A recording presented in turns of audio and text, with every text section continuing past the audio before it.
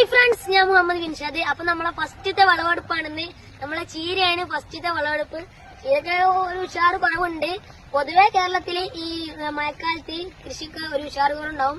കാരണം എന്താ വെച്ചാൽ ഈ കനത്ത മഴ പെയ്യുമ്പോ മണ്ണിന്റെ pH വ്യത്യാസം വരും. അതുകൊണ്ട് ഈ ചെടികൾക്കൊന്നും മണ്ണിലുള്ള മൂലകങ്ങൾ വലിച്ചെടുക്കാൻ പറ്റില്ല. അതാണ് നമ്മളെ കേരളത്തില് മഴക്കാലത്ത് ഈ കൃഷിയൊക്കെ ചെയ്താല് വിളവ് കൂടുതൽ ലഭിക്കാത്തതിനൊക്കെ കാരണം.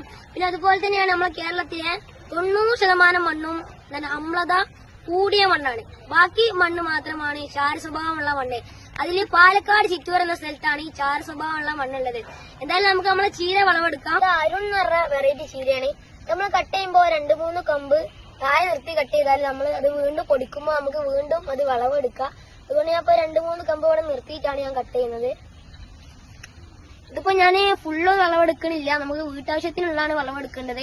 ബാക്കി നാളെ നമ്മൾ പാല് കൊടുക്കുമ്പോൾ ആവശ്യക്കാർക്ക് പാലിന്റെ കൂടെ നമ്മൾ ചീരയും കൊടുക്കുന്നതാണ്.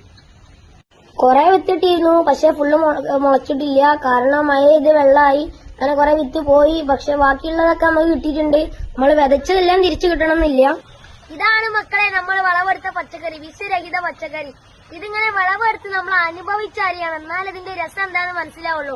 ഇത് ഒരു കീടനാശിനി ഉപയോഗിക്കാത്ത ജൈവ വളങ്ങൾ ഇട്ട നല്ല ശുദ്ധമായ പച്ചക്കറി. കണ്ടോ എന്ത് ഭംഗിയാണെന്ന് നോക്കിയാൽ. ഇതിന്റെ രസം നമ്മൾ അനുഭവിച്ചു തന്നെ അറിയണം.